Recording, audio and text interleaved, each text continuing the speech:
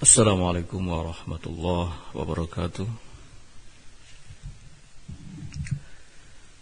Innal hamdalillah nahmaduhu ta'ala wa nasta'inuhu wa nastaghfiruh wa na'udzu billahi min shururi anfusina wa sayyiati a'malina may yahdihillahu fala mudilla lahu wa may yudlil fala hadiya lahu. Ashhadu an la ilaha illallah wahdahu la syarika lahu wa ashhadu anna Muhammadan abduhu wa rasuluh. Yaqulullahu azza wa jalla fi kitabihil karim, ya ayyuhalladzina amanu taqullaha haqqa tuqatih wa la tamutunna illa wa antum muslimun. Ya ayyuhan nasu taqu rabbakumul ladzi khalaqakum min nafsin wahidah wa khalaqa minha zawjaha وبث منهما رجالا كثيرا ونساء واتقوا الله الذي تساءلون به والأرحام إن الله كان عليكم رقيبا يا أيها الذين آمنوا اتقوا الله وقولوا قولا سديدا يصلح لكم أعمالكم ويغفر لكم ذنوبكم ومن يطع الله ورسوله فقد فاز فوزا عظيما أما بعد فإن أصدق الحديث كلام الله تعالى وخير الهدي هدي محمد صلى الله عليه وعلى آله وسلم وشر الأمور محدثاتها فإن كل محدثة في دين الله بدعة وكل بدعة ضلالة وكل ضلالة في النار. Ikhwati fillah rahimani wa rahimakumullah, kaum muslimin yang dimuliakan Allah subhanahu wa ta'ala. Alhamdulillah pada kesempatan pagi hari ini kita kembali dipertemukan dalam kajian online membahas kitab Bulughul Maram pada bahasan Kitabul Jami'. Terakhir dari pertemuan kita adalah hadis ketiga dari bab tentang al-birru was-silah. Kita belum selesai membaca uraian dari Syekh Al-Alamah Abdul Aziz bin Baz rahimahullahu ta'ala tentang hadis ini. Kita akan baca terlebih dahulu isi daripada hadis ketiga tadi. Hadis ini hadis yang dibawakan oleh sahabat Al-Mughirah bin Syu'bah Al-Thaqafi, di mana beliau mendengar Nabi sallallahu alaihi wa ala alihi wasallam bersabda, sesungguhnya Allah telah haramkan atas kalian durhaka kepada para ibu. Innallaha harrama alaikum uquqal ummahat wa wa'dal banat, dan Allah haramkan atas kalian wa'dal banat, mengubur hidup-hidup anak perempuan. Ini seperti yang sudah disinggung sebelumnya, mengarah kepada kebiasaan kaum jahiliyah. Wa man'an wahad, dan Allah haramkan atas kalian tindakan enggan memberi namun gemar meminta. Lalu kata Nabi sallallahu alaihi wasallam, wa kariha lakum qila wa qala wa kathratas su'al wa idha'atal mal. Dan Allah membenci pada kalian qila wa qala, kebiasaan menukil kalimat katanya dan katanya, atau dengan bahasa lain desas-desus, dan banyak bertanya, atau arti lain banyak meminta, serta menyia-nyiakan harta.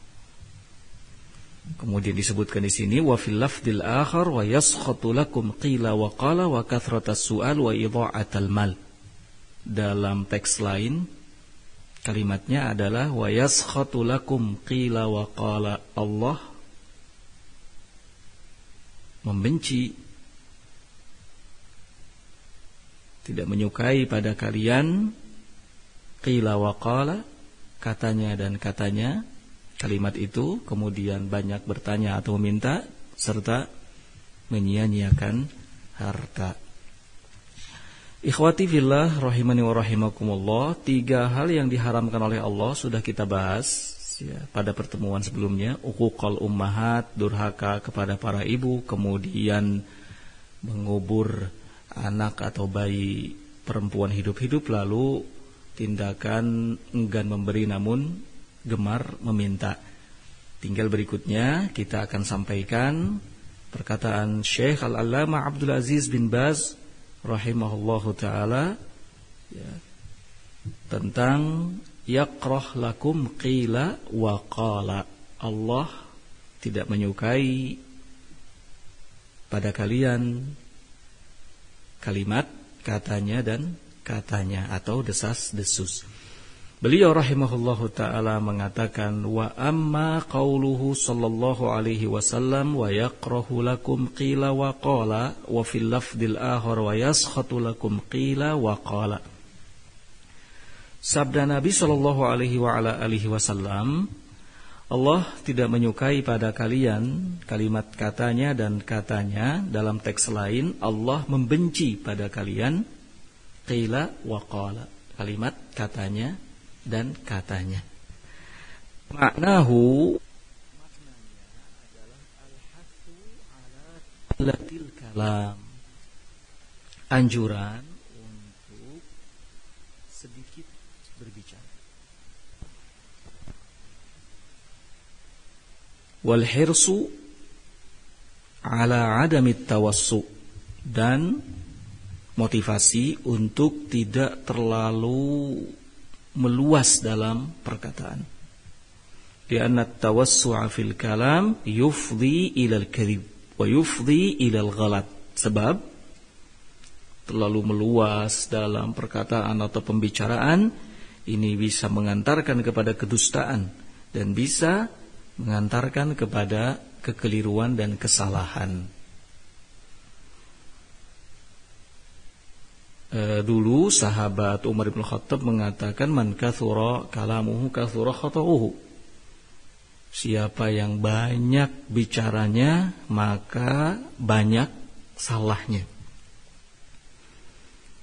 Oleh karenanya, sekiranya ada pembicaraan-pembicaraan yang tidak terlalu penting untuk diungkap, maka sebaiknya tidak diungkap. Sebab tidak setiap perkataan itu layak disampaikan.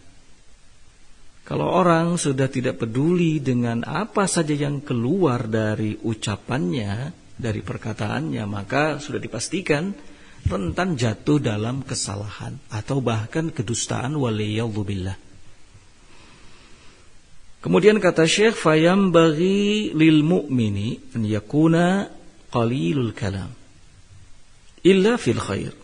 Oleh karena itu sudah semestinya bagi seorang mukmin mengurangi perkataan.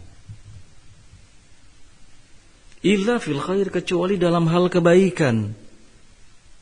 Walihada qala alaihi salatu wassalam fil haditsis sahih, man kana yu'minu billahi wal yawmil akhir falyaqul khairan aw liyasmut. Karena itu beliau sallallahu alaihi wasallam dalam hadis sahih, hadis riwayat Bukhari Muslim, mengatakan, barang siapa yang beriman kepada Allah dan hari akhir, maka hendaknya ia mengucapkan kata-kata yang baik atau diam. Jelas apa yang disampaikan oleh Nabi alaihi salatu wassalam ini dapat dipahami oleh siapapun. Ya. Qala wa fi hadithi Ummi Salamah radhiyallahu taala anha, al-lisanu fi afiyatin ma lam yatakallam. Fa in takallama falahu aw alaihi aw kama qala alaihi salatu wassalam. Kemudian dalam hadis Ummu Salamah radhiyallahu taala anha disinggung tentang sabda Nabi yang berbunyi, al-lisanu fi afiyatin. Lisan itu senantiasa selamat, malam yatakallam, selama tidak berbicara. Jika berbicara, maka bisa jadi untuknya untuk si pemilik lisan itu, au alaihi atau atasnya. Artinya bisa menjadi satu kebaikan baginya atau justru sebaliknya bisa jadi bumerang untuknya.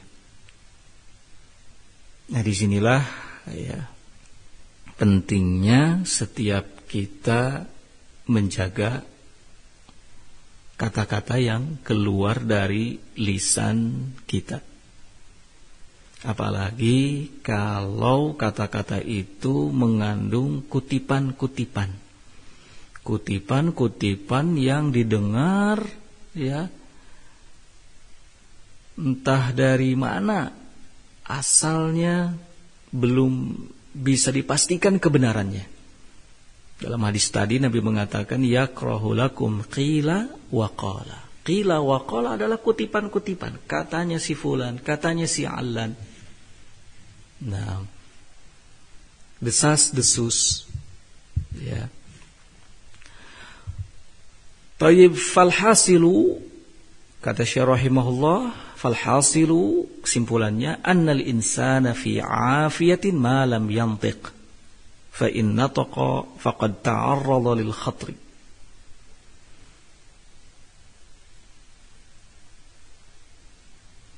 Seseorang akan senantiasa dalam keselamatan, fi afiyatin malam yantiq, selama tidak banyak bicara. Tapi ketika dia bicara, maka terkadang itu ta'arrada lil khatri, terkadang membuka peluang ya, pada bahaya.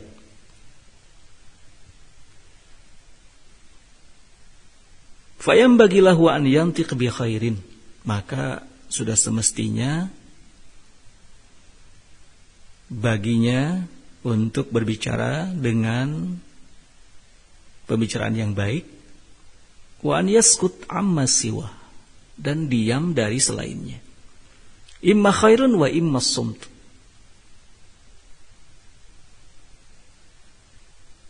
Kebaikan yang dibicarakan atau kalau tidak diam. Hakadha yang bagi lil mu'min. Beginilah semestinya yang ditempuh oleh seorang mukmin. Kemudian Syekh mengingatkan wassumtu yakunu 'anil syarr la 'anil khair. Diam itu tentunya diam dari kata-kata yang jelek atau dari kejelekan. La 'an khairin, bukan diam dari kata-kata yang baik. Qala wa fil haditsil akhari, dalam hadis lain disebutkan bi'sa matiyatur rajuli za'amu, sejelek-jelek tunggangan atau sandaran seseorang adalah ketika dia mengatakan kata mereka, kata fulan, kata alan, katanya, tanpa tasabbut, tanpa berusaha untuk mengetahui sejauh mana kebenarannya. Setiap kali mendengar ada berita tentang si fulan yang disampaikan oleh Sya'lan, dinukil. Nah, ini makna hadis bi'sa matiyatur rajuli za'amu. Celaan dari Nabi alaihi salatu wassalam kepada orang yang punya kebiasaan seperti itu. Menukil sana sini perkataan fulan, perkataan alan tanpa tathabbut. Bi'sa matiyatur rajul za'amu. Wa fil haditsil akhar, dalam hadis lain Nabi mengatakan kafa bil mar'i kadziban an yuhaddits bi kulli ma sami'a. Cukuplah seseorang dikatakan berdusta manakala ia menyampaikan setiap apa yang telah didengarnya tanpa mencari tahu kebenarannya.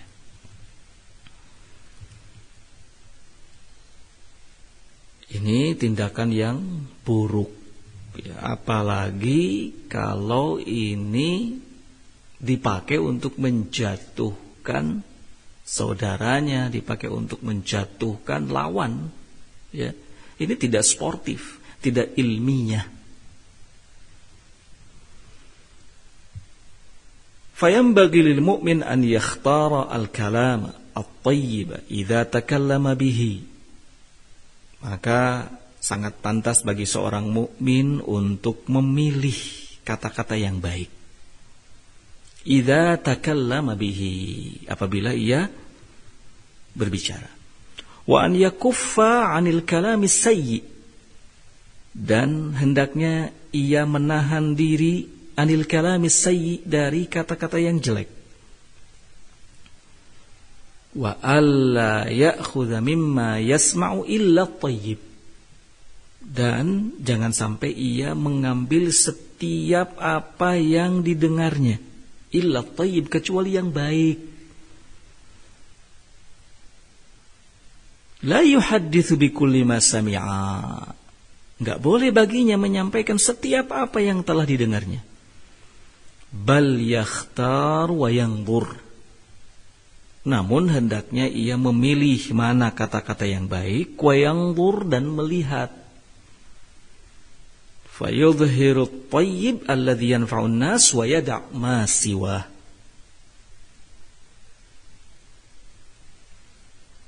Yudhir at-tayyib, ia hendaknya menampakkan yang baiknya, yang bermanfaat bagi manusia, dan meninggalkan selainnya. Makanya nasihat-nasihat para ulama yang disampaikan kepada kita diantaranya adalah fakir qabla an ta'zim, berpikir sebelum berbicara. Ya.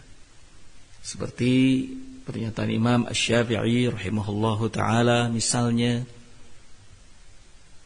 ketika mengomentari hadis man kana yu'minu billahi wal yawmil akhir falyaqul khairan aw liyasmut, beliau mengatakan hendaknya, ya, bil makna setiap orang melihat kata-kata yang akan diucapkannya, apakah bermanfaat, bermaslahat, membawa kepada kebaikan, ataukah justru tidak bermanfaat, mengandung keburukan, dan bisa menimbulkan berbagai macam kerusakan-kerusakan. Maka harus berpikir dulu sebelum berbicara. Nah, ikhwati fillah rahimani wa rahimakumullah. Selanjutnya dalam hadis Nabi alaihi salatu wassalam mengatakan, setelah kalimat qila wa qala, idha'atul mal. Idha'atul mal. Allah tidak menyukai, membenci kalian idha'atul mal, ketika kalian menyia-nyiakan harta. Apa maknanya? Kata Syekh rahimahullahu taala, amma idha'atul mal ma'nahu adamu hifdhihi.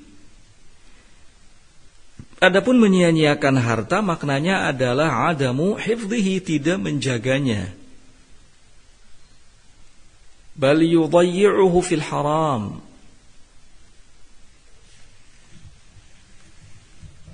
tetapi justru yudayyi'uhu fil haram, menyia-nyiakannya, menghabiskannya dalam hal-hal yang haram, au fil la'bi, atau dalam permainan, wallahwi, sendagurau, au fi asbah dzalik mimma laisa fihi faidah, atau dalam semisal itu yang tidak sedikit pun mengandung faidah di dalamnya. Menghambur-hamburkan harta intinya untuk sesuatu yang tidak ada gunanya. Permainan, sendagurau, ya, hal-hal yang haram. Nah, qala wal malu lahu sya'nun, padahal kata Syekh, harta itu memiliki kedudukan. Walahu faidatun kabiratun fi amrid dini wad dunya. Harta itu memiliki faidah yang besar dalam urusan din dan juga urusan dunia.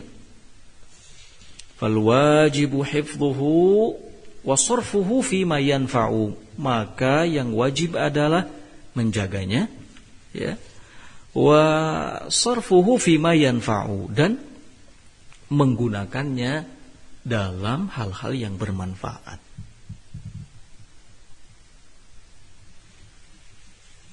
Ini yang harus kita lakukan terhadap harta yang kita miliki. Karena walau bagaimanapun harta itu punya hak. Hak untuk kita tunaikan dengan baik. Apa di antara haknya? Selain kita belanjakan dalam perkara-perkara yang baik, ya, kita infakkan, kita sedekahkan, kita zakatkan, juga kita jaga. Nah, jangan dihambur-hamburkan untuk hal-hal yang tidak bermanfaat. Amma idha'atuhu fala tajuzu, li'anna idha'atahu tu'tabaru sarafan wa tabdhiran batilan la yajuz. Wallahu yaqulu la tubaddir tabdhira. Menyia-nyiakan harta, kata Syekh, la tajuz, tidak diperbolehkan. Sebab menyia-nyiakan harta dikategorikan tu'tabaru sarafan, dikategorikan sebagai bentuk sarafan.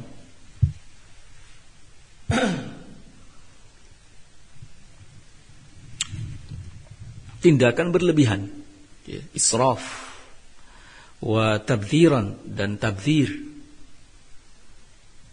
batilan, tabdhir yang batil, tidak diperkenankan. Allah berfirman, la tubadzir tabdzira. Jangan kalian menghambur-hamburkan harta, di surat Al-Isra ayat yang ke-26. Nah, qala berikutnya, fal mu'min yasunul mal. Maka seorang mukmin hendaknya melindungi hartanya.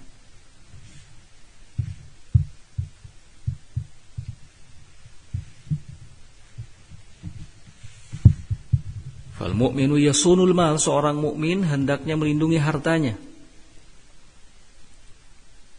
Wa yasrifuhu fi wajhih, dan menggunakannya sesuai dengan kebutuhannya. Wa yaqtanihi min wajhih, dan menjaganya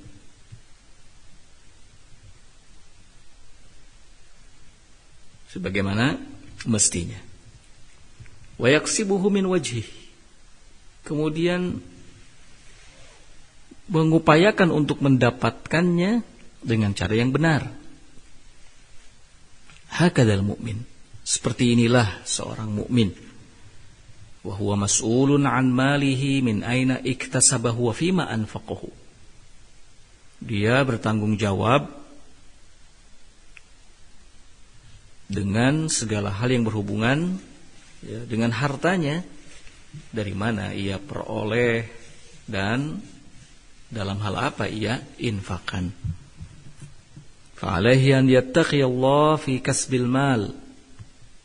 Maka seorang mukmin bertakwa kepada Allah dalam mengusahakan atau mencari harta, hatta la yaksibuhu illa minat tariqil halal, hingga ia tidak memperolehnya kecuali dari jalan yang halal. Wa alaihi an yattaqiyallah fi sarfihi, ia pun hendaknya bertakwa kepada Allah dalam menggunakannya.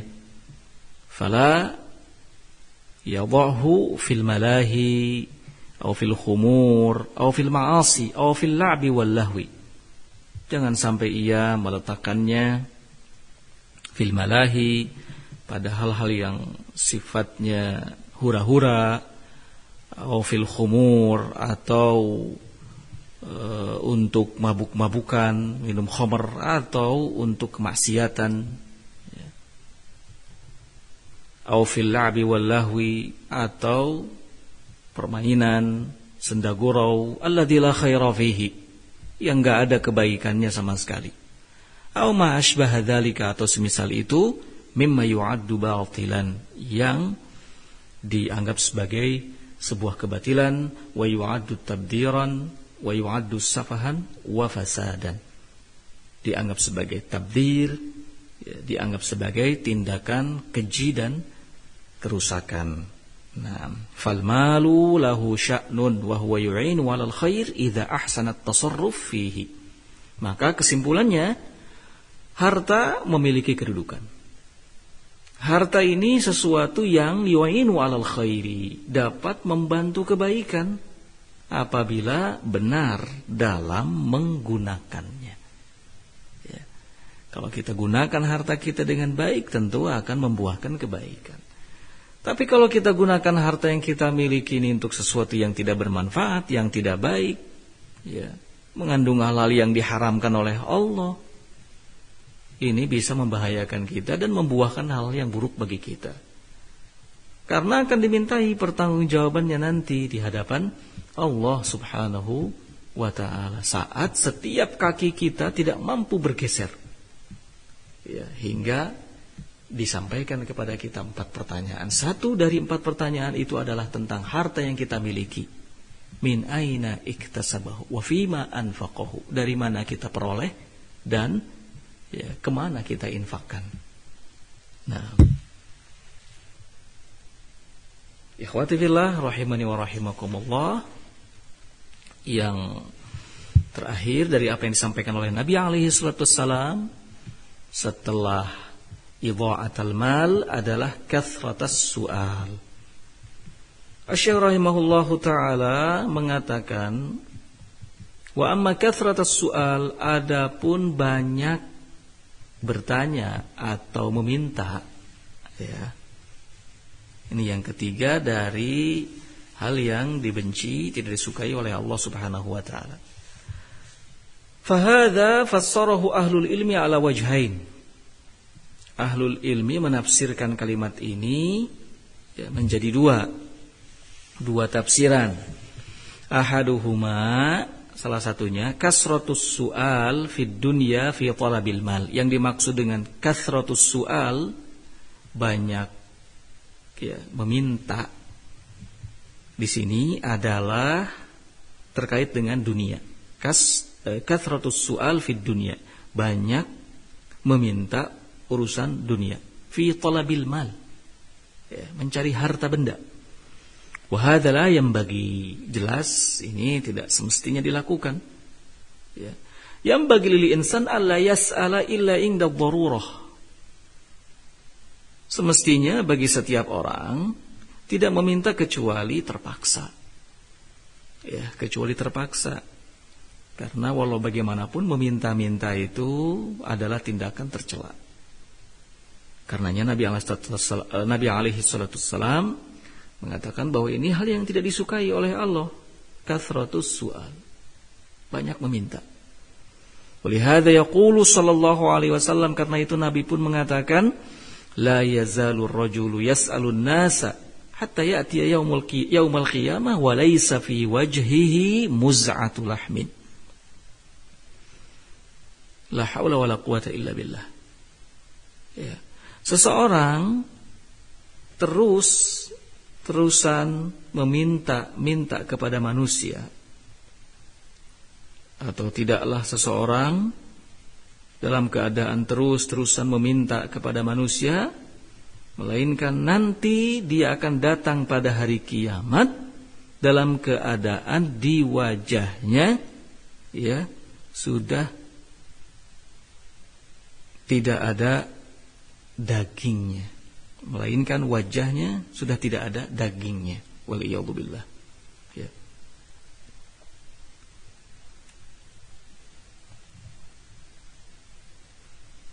Ini ancaman bagi siapa saja yang punya kebiasaan meminta-minta.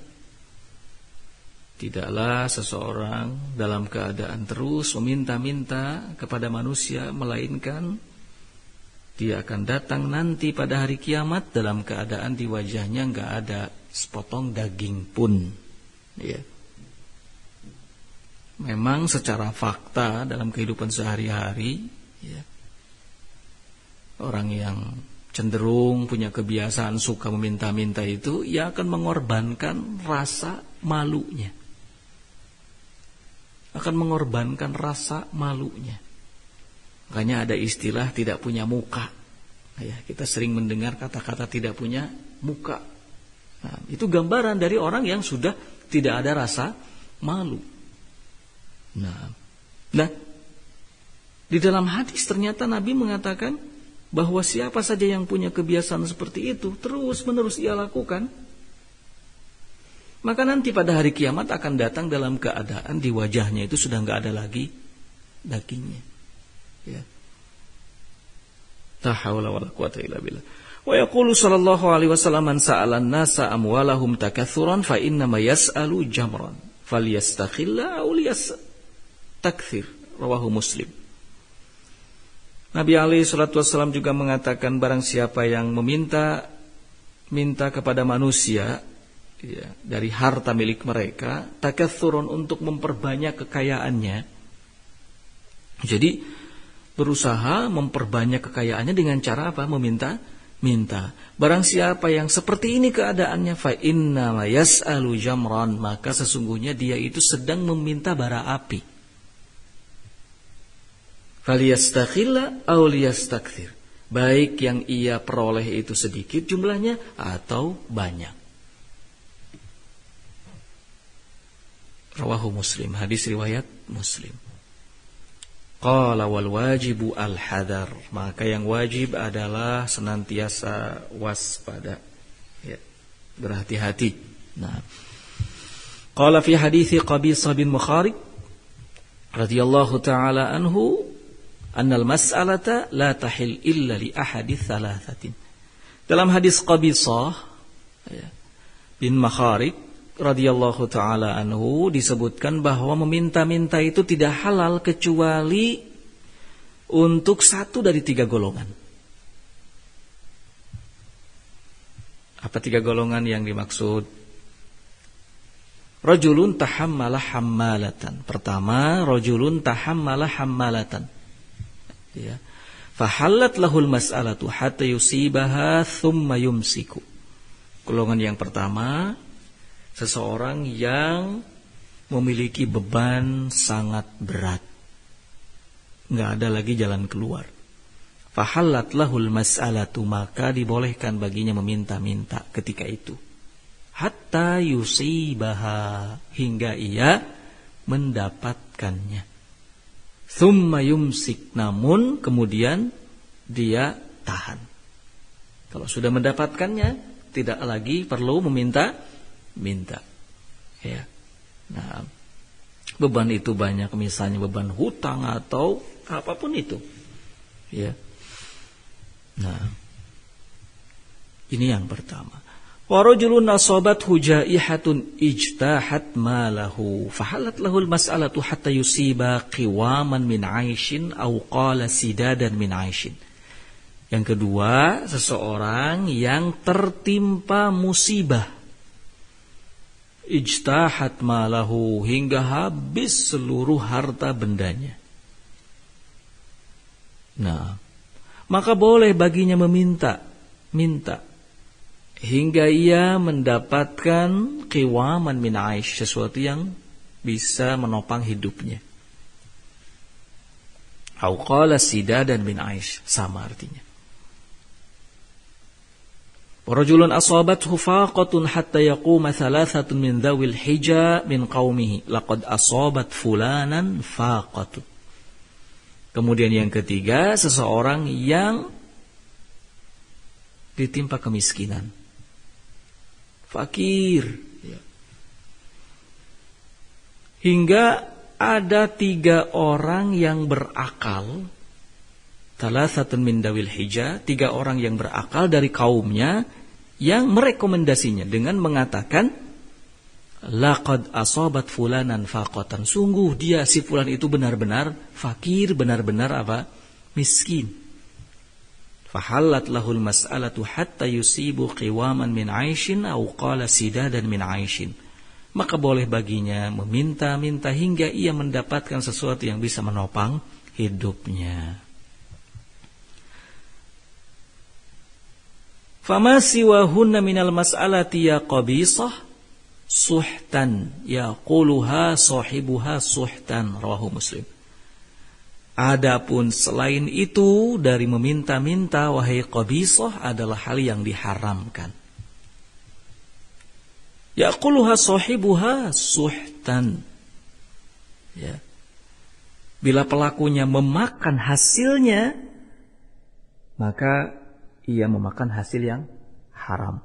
Rawahu Muslim. Hadis riwayat Muslim. Inilah ya 3 golongan yang dibolehkan meminta-minta karena kondisi. Ya. Nah, selain itu tidak boleh. Hada yubayyinu lana anna al-mas'alata innama tahillu fi hadhihi al-wujuh ats-tsalatsah. Kata Syekh ini menjelaskan kepada kita bahwa meminta-minta itu hanya dibolehkan pada 3 keadaan yang disebutkan tadi. Amma man yas'alu takaththuran wa hirsan 'ala ad-dunya fa hadha la yajuz. ولهذا قال وكثرة السؤال يعني الزيادة على الحاجة. Adapun meminta-minta ya, dalam rangka memperbanyak harta benda, wa hirsan 'ala dunya, dan ta'amak untuk mendapatkan dunia, maka ini tidak boleh. Karenanya Nabi mengatakan wa kathratus su'al, banyak meminta. Maksudnya adalah az-ziyadah 'ala al-hajah, melebihi kebutuhan. Banyak meminta, melebihi kebutuhan. Terus meminta-minta. Mengumpul-ngumpulkan harta dengan cara meminta-minta, waliyauzubillah. Taib ikhwati fillah rahimakumullah, itu tafsiran yang pertama. Kemudian wal makna tsani, tafsiran yang kedua dari kalimat kathratus su'al. Kata Syekh, kathratus su'al fil ilmi, banyak bertanya. Jadi kalau yang pertama banyak meminta, kalau yang kedua banyak bertanya. Banyak bertanya fil ilmi, dalam ilmu. Ini juga bisa tercela. Enggak semuanya pertanyaan-pertanyaan yang kita ajukan kepada seseorang sehubungan dengan ilmu itu baik, tapi ada kalanya menjadi sesuatu yang negatif. Ya. Wa hadza mahmulun 'inda ahli ilmi 'ala man yas'alu ta'annutan. Nah, banyak bertanya tentang ilmu ya yang tidak disukai oleh Allah. Kata Syekh, mahmulun 'inda ahli ilmi, dipahami oleh ahlul ilmi, itu ditujukan kepada orang yang yas'alu ta'annutan, bertanya tapi dengan tujuan memberat-beratkan pihak yang ditanya. Pertanyaan-pertanyaan yang nyeleneh, pertanyaan-pertanyaan yang ya memang sulit untuk dijawab ya. Wa yatlubul aghlutat, dan pertanyaan-pertanyaan yang mencari-cari kesalahan pihak yang ditanya. Wa idza al-mas'ulin, juga menyakiti pihak-pihak yang ditanya. Nah, wa iqauhum fil masyakil wal ghalat, bahkan menjerumuskan mereka pihak-pihak yang ditanya dalam problem dan kesalahan-kesalahan. Hadza huwal madmum, inilah yang dilarang, inilah yang tercela. Kalau bertanya tentang ilmu, ya, memang ingin mendapatkan faidah, belum tahu ilmunya, ini terpuji. Tapi kalau bertanya tentang ilmu dengan tujuan-tujuan yang disebutkan tadi, memberat-beratkan, mencari-cari kesalahan, menyakiti, menjerumuskan bahkan ke dalam problem, ini tercela.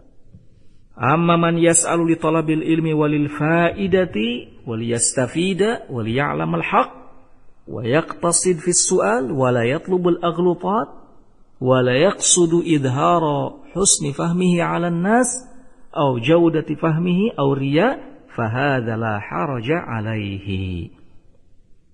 Kata Syekh rahimahullah, amma man yas'alu li talabil ilmi, adapun orang yang bertanya dalam rangka mencari ilmu, dalam rangka mendapatkan faidah, liyastafid, supaya dapat faidah, supaya tahu tentang kebenaran, wa yaqtasid fis su'al, kemudian sederhana dalam bertanya, dan la yatlubul aghlutat, tidak mencari-cari kesalahan, juga tidak yaqsud idharu husni fahmihi, bertujuan untuk menampakkan baiknya pemahamannya di hadapan manusia, au jaudati fahmihi, atau cemerlangnya pemahamannya, atau riya, fahadha la haraja alaihi. Maka yang seperti ini tidak dosa, tidak mengapa.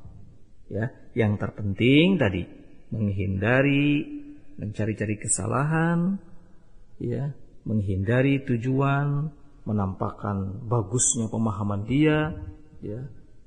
Nah, bertanya untuk mendapatkan ilmu faidah ini tidak mengapa. Lakin yaqtasid wa yakunu su'aluhu iqtisadiyan. Namun sekali lagi kata Syekh, hendaknya yang bertanya itu sederhana. Sederhana dalam artian tidak belat-belit, ya, tidak menyulitkan, tidak memberat-beratkan.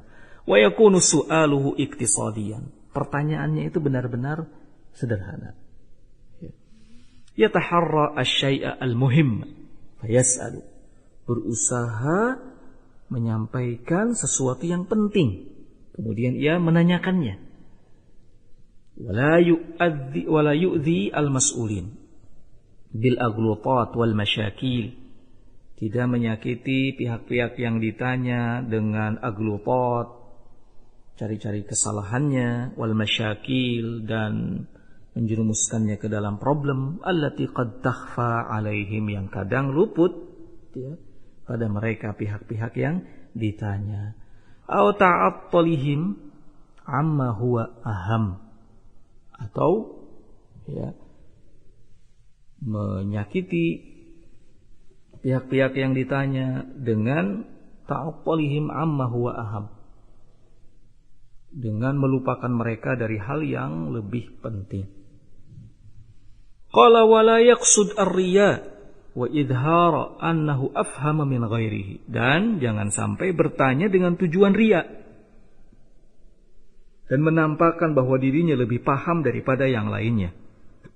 Au annahu a'raf min ghairihi, atau menampakkan bahwa dirinya lebih tahu daripada yang lainnya.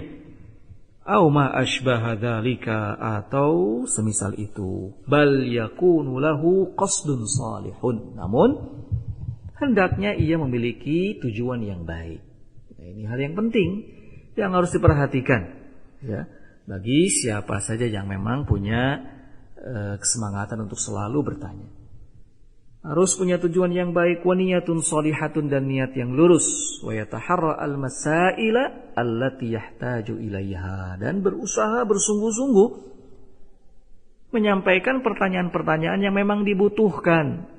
Hadza huwa alladhi yanbaghi lahu. Inilah yang semestinya dilakukan. Amma kathratus su'al min ghairi nadhar wala inayatin fahuwa syai'un madmum. Terakhir kata Syekh, adapun banyak bertanya tanpa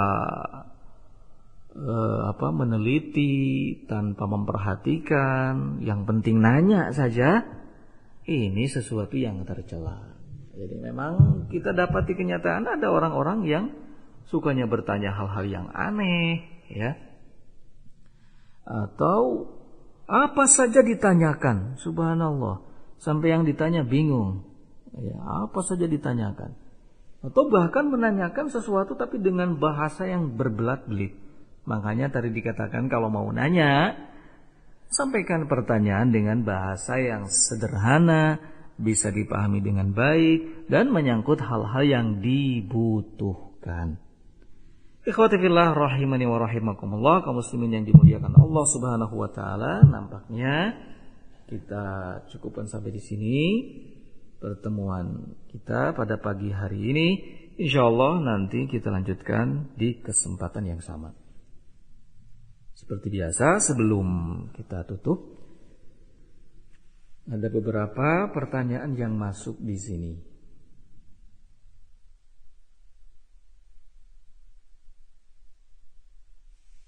Bismillah, afwan Ustaz, izin bertanya, bagaimana caranya seorang akhwat baru ngaji salaf berbakti kepada kedua orang tua awam yang mana memerintahkan kepada perkara maksiat? Apakah harus memberitahu mereka?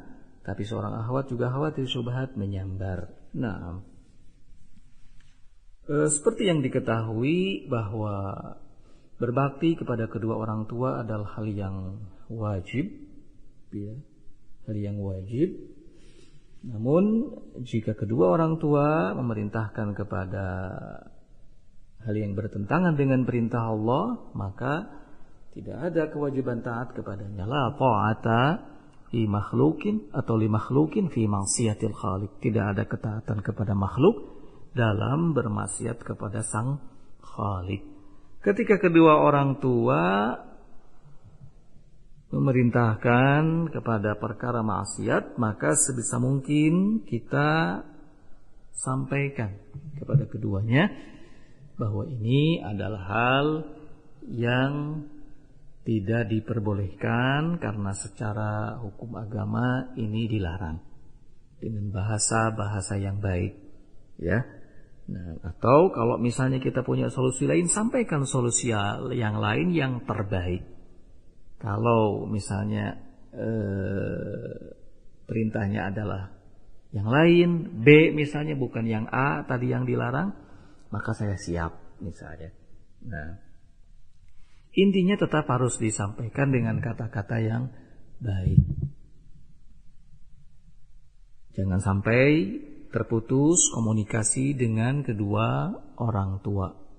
Dalam perkara-perkara dunia, ya kita harus lebih proaktif. Dalam perkara-perkara agama, sebisa mungkin kita sedikit-sedikit ya memberitahu, menyampaikan. Nah, dan tidak harus dilakukan secara resmi, ya bisa sambil ngobrol santai kita masukkan ya hal-hal yang berhubungan dengan agama, dengan hukum dan seterusnya.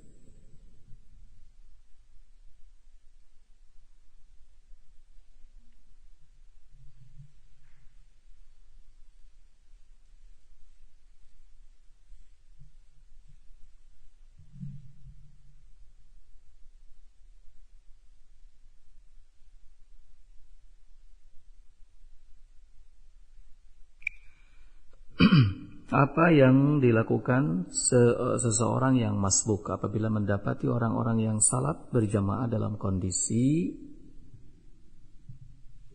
mereka sedang sujud misalnya, apakah ia ikut sujud bersama dengan mereka dengan takbiratul ihram atau menunggu mereka bangkit menuju rakaat yang selanjutnya atau menunggu mereka duduk? Nah,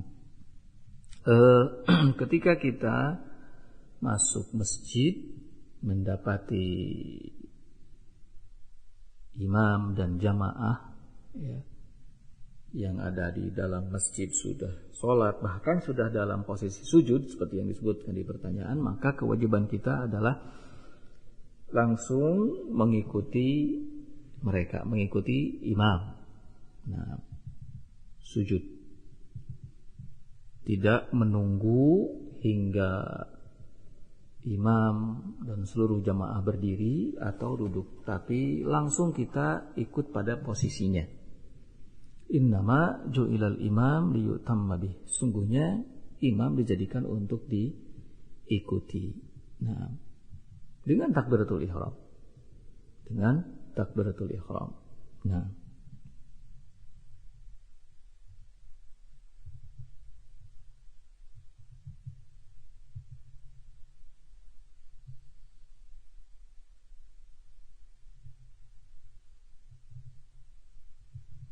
bagaimana menyikapi orang tua yang melakukan tindakan KDRT terhadap anaknya? Apakah si anak termasuk durhaka jika ia melaporkannya kepada pihak yang berwajib? Nah, jika kondisinya memang seperti itu, tidak ada pihak lain yang bisa menasehati kedua orang tua tersebut dan tetap ya dengan kebiasaannya melakukan tindakan kekerasan, maka tidak mengapa mencari perlindungan kepada pihak yang berwajib. Nah, dan tidak termasuk durhaka kepada kedua orang tua. Justru itu bagian dari kita menyelamatkan dia, ya, menyelamatkan kedua orang tua dari tindakan kezaliman. Unsur akhaka zaliman au madluman. Nabi memerintahkan kepada kita untuk menolong saudaramu yang berbuat zalim atau yang terzalimi. Menyelamatkan yang melakukan kezaliman adalah dengan cara mencegahnya dari perbuatan tersebut.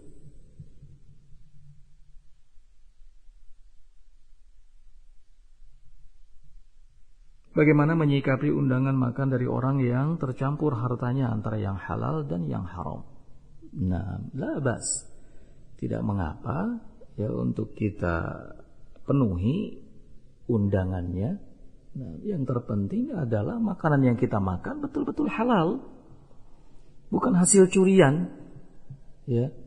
Nah, Nabi alaihi salatu wassalam memakan hadiah, memakan makanan yang diberi dari Yahudi bahkan, yang jelas-jelas kita tahu seperti apa hartanya, ya. Nah, bagaimana hukum memberi uang kepada pengemis dan pengamen jalanan? Ini hal yang ya sebaiknya kita berikan harta kita kepada pihak yang memang pas dan tepat untuk menerimanya. Wallahu a'lam, pengemis, pengamen jalanan, kita belum bisa memastikan apakah kondisinya betul-betul dalam keadaan membutuhkan, ya. Nah, ada orang yang sengaja ngamen di jalan hanya mengisi waktu, tidak terlalu butuh, ya. Nah, apalagi ngamen hal yang tidak bagus, tidak baik, ya. Jadi sebaiknya kita berikan harta kita kepada pihak yang memang tepat untuk kita berikan kepadanya uang kita, harta kita, nah, kepada fakir, miskin yang jelas, yang baik, yang saleh. Nah, jangan sampai ada kesan sudah memberi uang walaupun cuma 500 rupiah misalnya ke pengemis, merasa sudah melakukan kebaikan yang besar. Ini salah, ya. Utamakan keluarga. Nah, kita tidak dituntut untuk memberi pengamen, apalagi pengamen, ya, memberi pengemis, nggak dituntut untuk itu. Pengemis ada yang sebenarnya dia masih bisa bekerja dengan baik, ya, atau bahkan ada keluarganya. Nah, bahkan waliyadzubillah ada juga yang memang sengaja mencari mengumpulkan harta dengan cara itu, ya. Maka lebih baik hindarilah. Nah.